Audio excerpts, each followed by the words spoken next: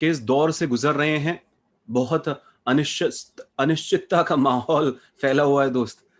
हमें पता नहीं है कि एक लंबा लॉकडाउन के अंदर हम फिर से जा सकते हैं, पर आपको घबराना नहीं है। हम यही बात कर रहे थे कि हमें घबराना नहीं है, हम सबको एक दूसरे के साथ रहना है।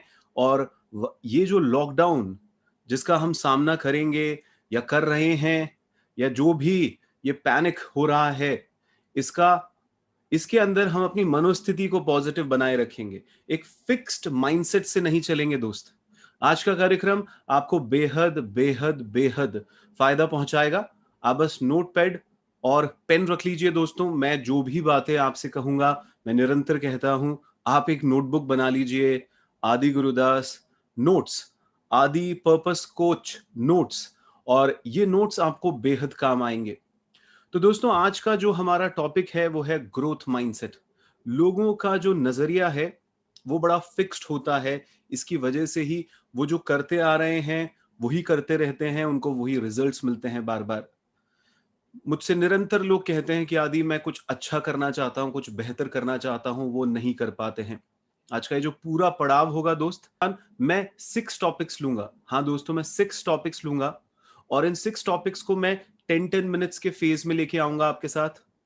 7-8 मिनट बात करेंगे हम लोग, फिर हम दूसरे टॉपिक पे बढ़ेंगे, फिर हम तीसरे टॉपिक पे बढ़ेंगे, ऐसे। और फिर तो पहला टॉपिक जो मैं आपको बताना चाह रहा हूं, बेहद बेहद महत्वपूर्ण टॉपिक, कि आप एक बार के लिए अपनी ब्रेन मैपिंग को समझने की कोशिश करें। आपकी ब्रेन मैपिंग चल कैसी रही है।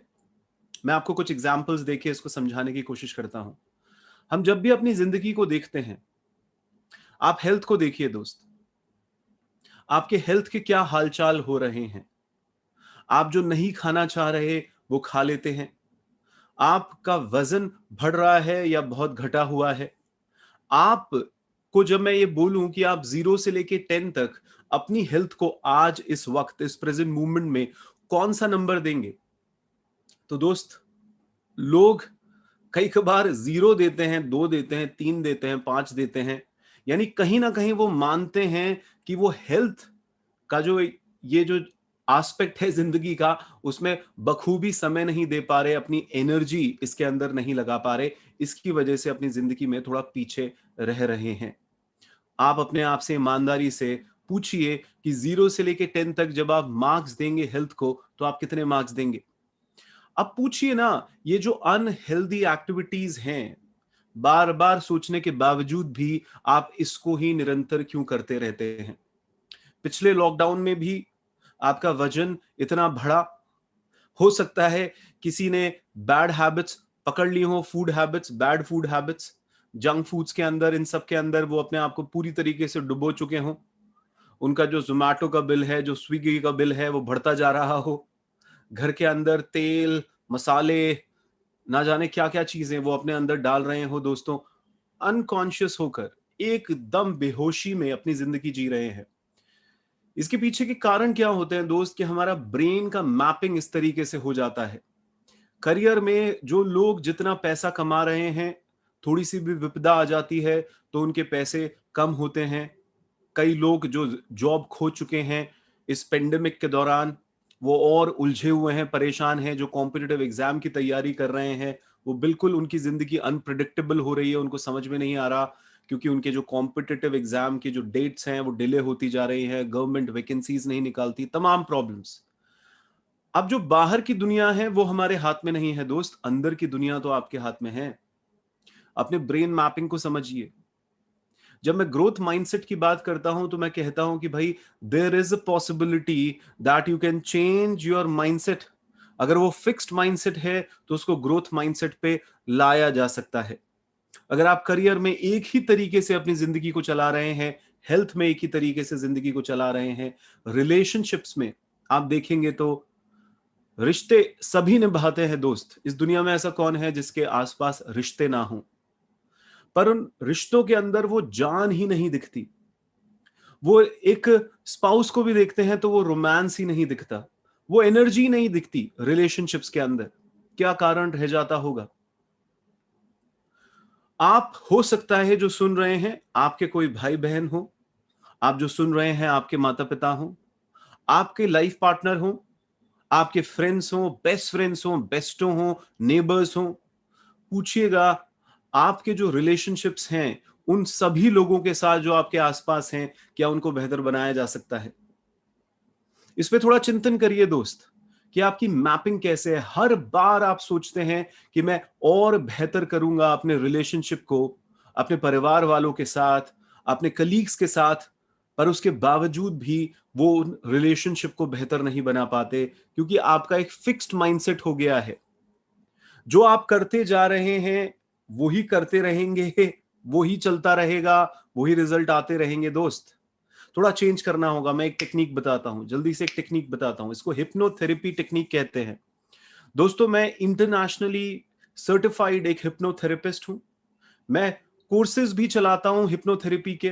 मैं तमाम लोगों को लगातार बताता रहता हूं कि भाई, हिप्नोथेरेपी के जो कॉन्सेप्ट्स हैं ये इतने सिंपल कॉन्सेप्ट्स हैं कि जिसके अंदर आपको बस ऑब्जर्व करना है।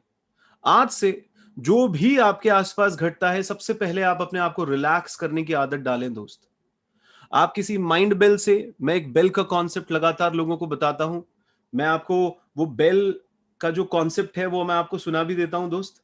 जैसे ही एक बेल आपके आसपास बजती है, एक माइंड बेल करके एक ऐप होती है, आप उस माइंड बेल ऐप को डाउनलोड कर सकते हैं अपने मोबाइल फोन पे।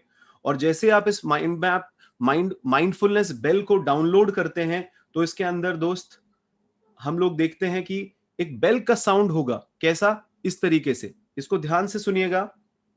तो कहने का क्या तात्पर्य है दोस्त, कोई भी चीज जो आपको अवेयरनेस में लेके आए पूरे दिन में, क्योंकि हम एक रूटीन में अपनी जिंदगी को चलाते रहते हैं। पूरा जो हमारा रूटीन चलता है दोस्त, वो एक एक फिक्स्ड माइंडसेट के अंदर चलता रहता है। तो ये जो माइंड बेल है, इस पे आप जिस जैसे ही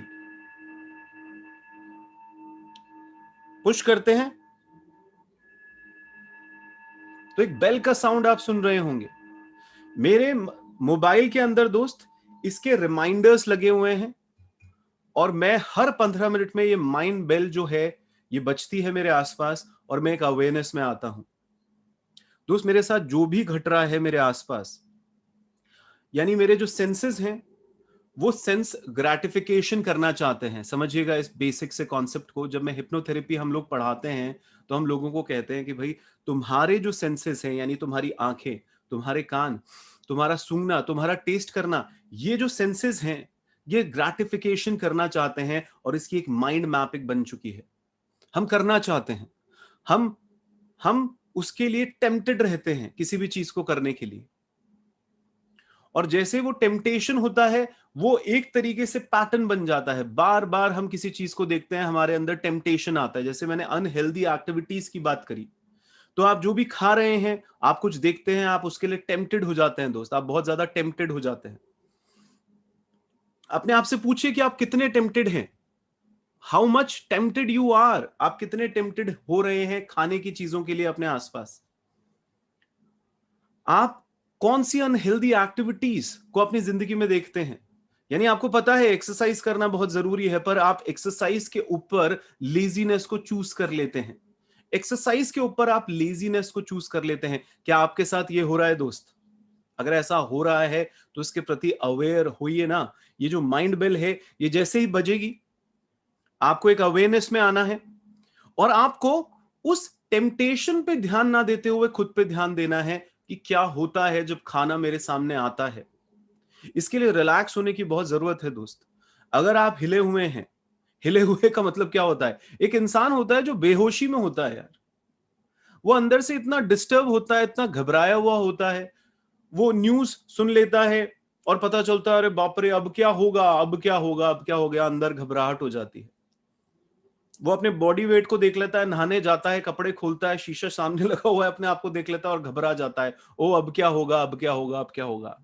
तो आपको जो भी दिख रहा है, जो भी आपको सुनाई दे रहा है, आप उस पे ध्यान ना लगा के, आपके अंदर जो उसको देखने से घटता है, आप उस पे ध्यान लगाइए कि किस तरीके से, अगर आपको जंक फूड पसंद नहीं है, और सो कॉल्ड आप कहते हैं कि मुझे वो जंक फूड पसंद भी है, चलिए, तो जंक फूड आपको पता है वो आपकी लाइफ के लिए ठीक नहीं है, तो भी ऐसा क्या होता है कि जंक फूड दिखता है और हम उसको खा बैठते हैं। हमको पता है ये जो गुलाब जामुन है और रसगुल्ला है, हमारे डाइटिशियन ने बताया कि भैया ये जो गुलाब जामुन है ये बहुत भारी होता है, ये रसगुल्ला है ये बहुत हल्का होता है।